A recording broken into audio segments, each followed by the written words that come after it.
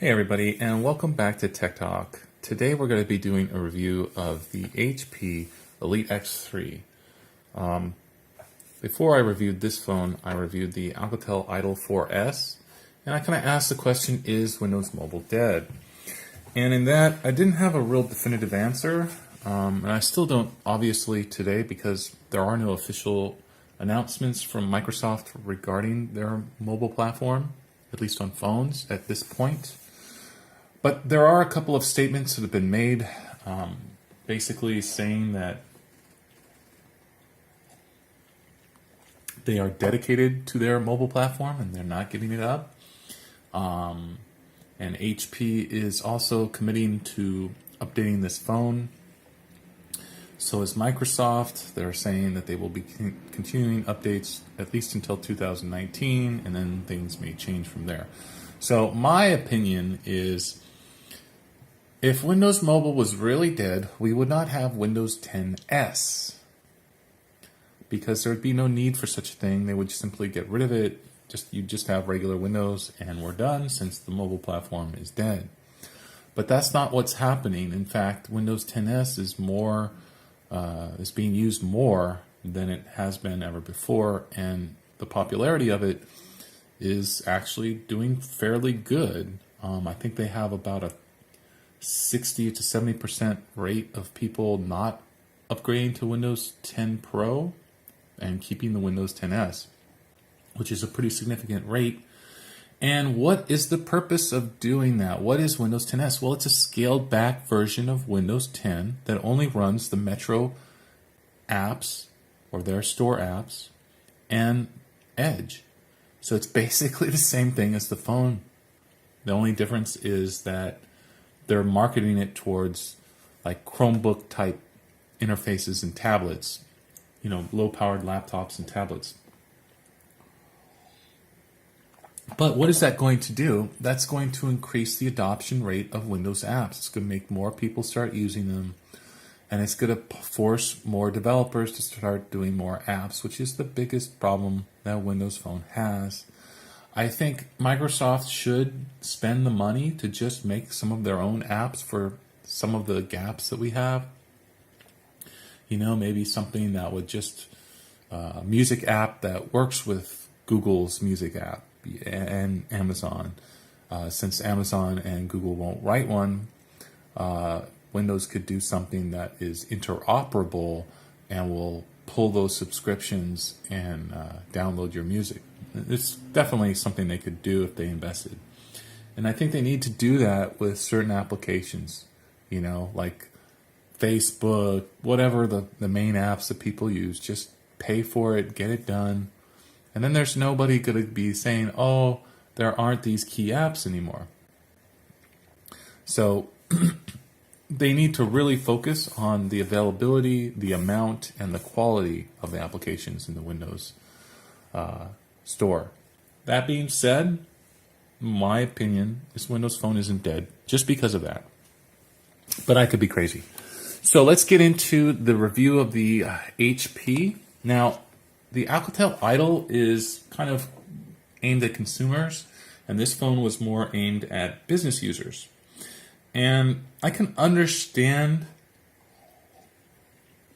maybe why, but personally I feel that this phone is fine as a consumer device. There's nothing that makes it just all business.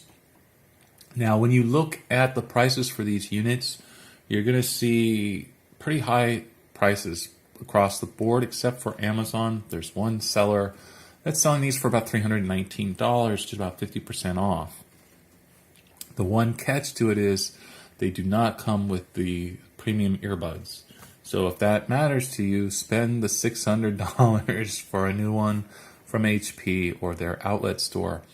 I believe it's $669 at their outlet store and $699 at their retail online store. So to me, for the specs on the phone, just to have a Windows phone, I'm not going to spend that much money. It's not a need for me in any sense of the word. But I'm a nerd. I like to test these things out. I like to try them, and I like to report on them. And honestly, I really do like the Windows mobile interface. I think it's one of the cleanest, slickest designs I've ever seen. And, I have not always been a fan of Microsoft. So, it's not something, I'm not a fanboy by any means. I judge things based on how I think they work.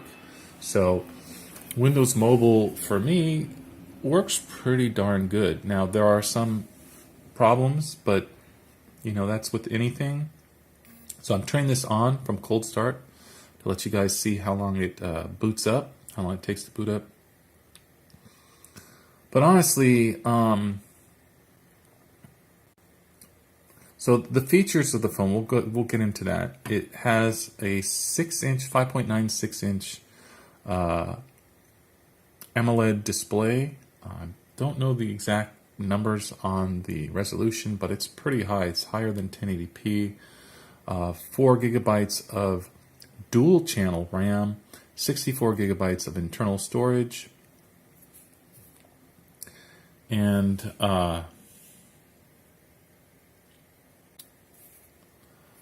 60 megapixel camera on the back. I believe an 8 megapixel on the front with an IR camera as well. Stereo speakers, the Snapdragon 820 processor, which is a quad core. It is a premium processor, but it is old, and it is a quad core, not an octa core. So it's decent, but it could be better. The 835 would have been a much better choice. Of course, I don't think that was maybe out when this was built, but I'm not sure. So you got your two volume buttons, those black buttons on the bottom, and then the button on the top there, speaker grill on the bottom, and then the earpiece on the top. On the other side, you have your SIM ejector, and it's just use your fingernail to open that up. So you don't need a tool, which is kind of a nice feature. So the fingerprint reader is pretty accurate. It's about 3-second delay, so it's a little slow. But it works. If you are multitasking with your Windows phone and you think, hey, it's getting hot, it's getting slow, what's going on? You can hold that button and then you can see all of your apps that are going and X them out. So that's a nice feature. On your notifications, they work really well, just like Android for the most part.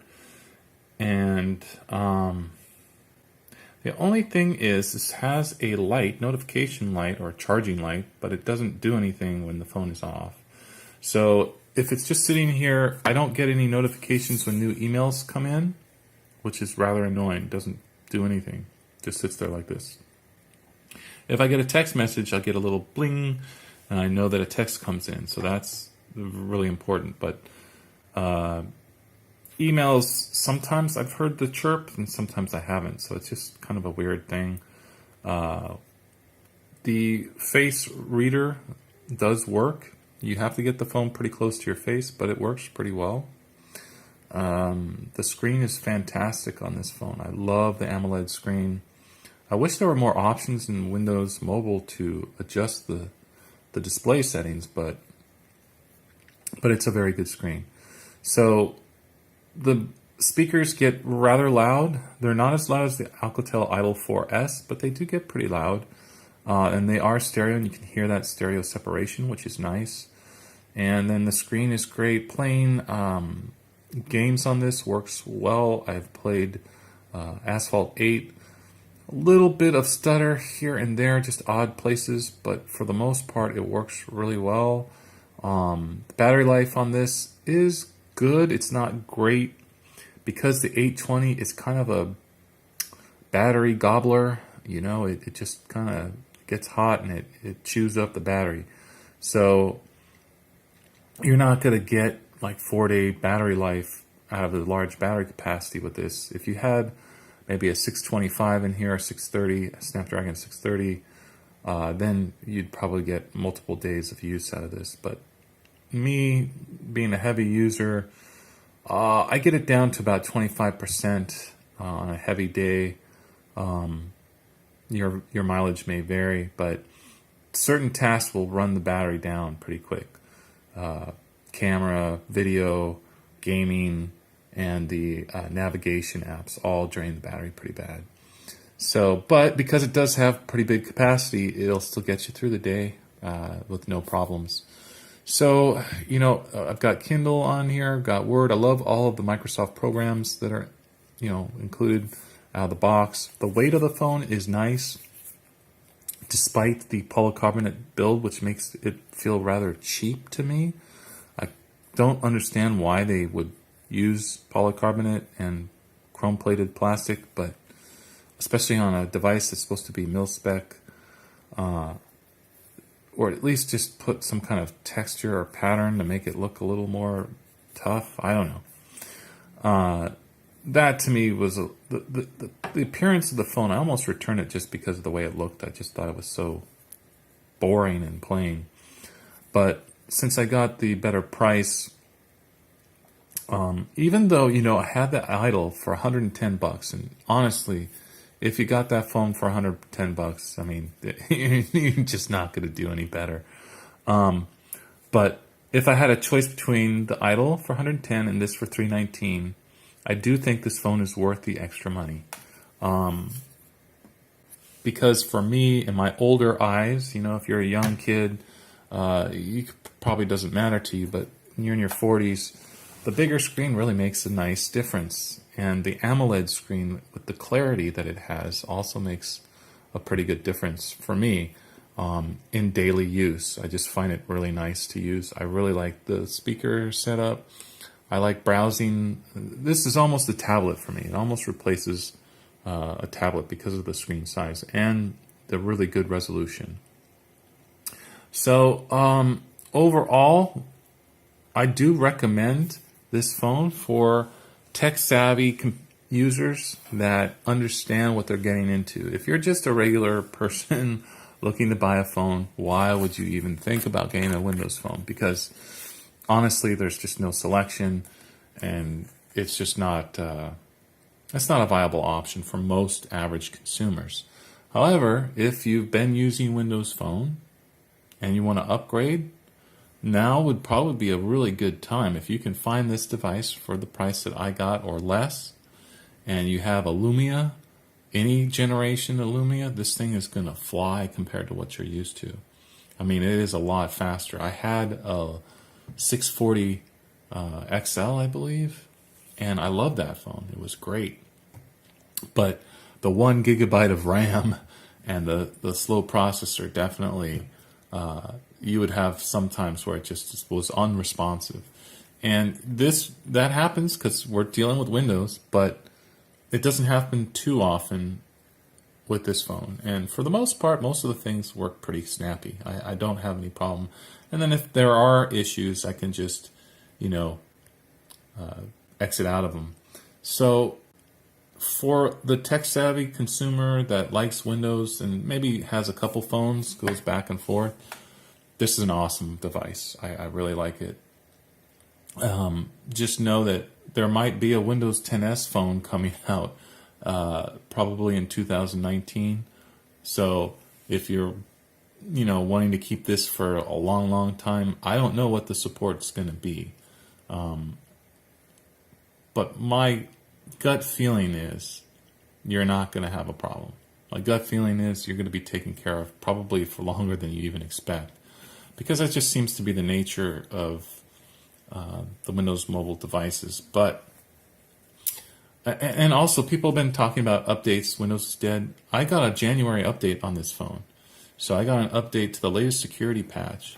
As far as feature upgrades, I mean, it's more important for the stability of the OS and for the core features to work really well, and I think that's what they're concentrating on, than to add a bunch of flashy gimmicks that don't really serve any purpose. And since there's no bloatware with this, you're not getting all that cruddy stuff that you get with some devices where you have 15 apps to do one thing. And all of the HP apps you can actually uninstall if you want to. It has a few here: HP Device Hub, Tools, Hardware Diagnostics, and the Calculator. I left those on, but there were more, and I can uninstall any of these if I wanted to, which I think is pretty nice. Oh, and the last thing that I forgot to mention is Continuum. So Continuum, if you buy the expensive model, it has a dock, costs an extra $100, but I found that I can connect this wirelessly or with a cable and use the Continuum just the same. Now, if you're somebody that's, going around a lot of different places, maybe even different offices, and needs to load up a Word document or something like that, this thing's really pretty cool because basically it flashes everything that's on the phone on the computer. And you know what? Instead of just talking about it, why don't I just show you guys? It isn't the fastest when I do it wirelessly, for obvious reasons. But it does work. And if you wanted the faster speed, of course, you could do something to do that. Okay, so here we go. We're going to connect. It's going to search in a second here. You do have to get a Connect app for your laptop if you wanted to do that on a laptop.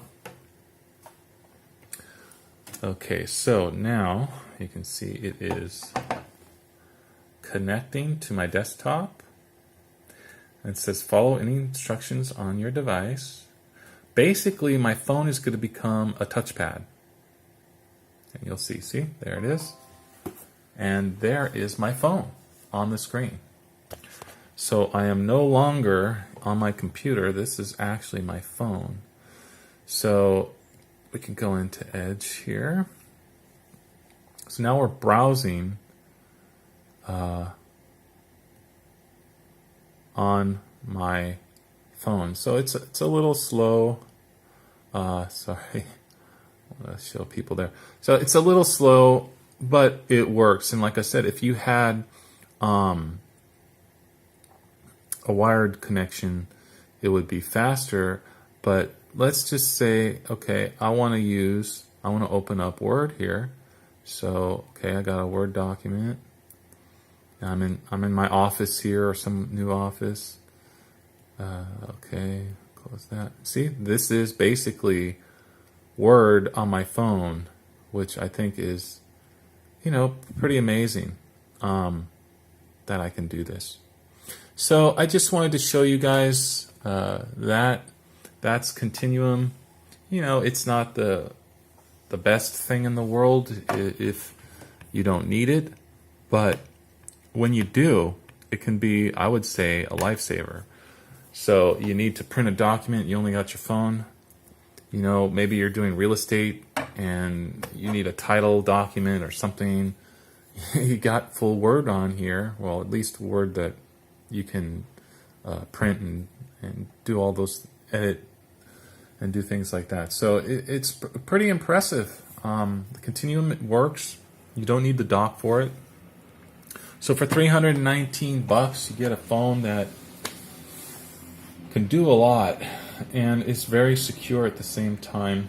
So that's my review. Yeah, it's a great phone. It really is. It's really underrated and underappreciated, I believe. Now, the caveat is the Windows apps, they're gonna be a problem. And Maps maybe doesn't work as great as Google Maps, but it's not a problem. It's just a different interface, a different device. So a different way of doing things. And I really do like the way Microsoft has designed their software. So if you like this review, if you want to see more reviews of mobile devices like the HP Elite X3, please give a thumbs up and subscribe. The next review will be the Xiaomi Mi A1, which is Xiaomi's first Android One device. And it's actually what I'm recording this video on now. And I really do, as far as Android devices, it's one of my favorite Android devices of a long time. Due to its affordability and great functionality. So we'll get into those features next time. And thank you so much for watching Tech Talk.